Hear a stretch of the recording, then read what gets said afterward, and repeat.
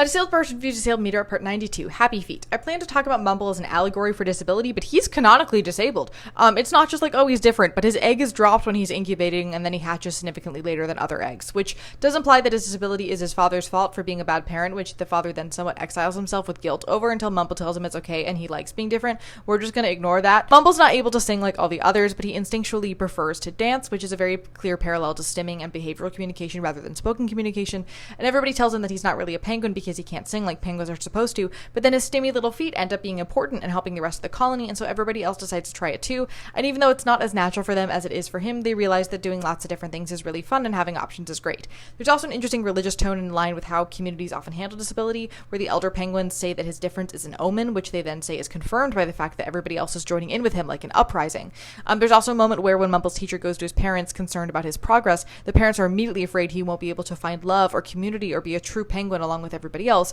but then of course he ends up becoming confident in his differences and everybody accepts him for who he is, and he saves the penguins from the evil humans destroying the planet, and he finds love. All of which to say, the use of disability language and parallel in this film is so clear I feel like it had to have been deliberate, and bar the weird parent guilt trip thing becoming the kid's responsibility to break for the parent, they handled it really, really well. The gender norms of this film are handled less well. They're very aggressive, so that's a downside, but otherwise it ages pretty well and the soundtrack is a banger, so go rewatch this one.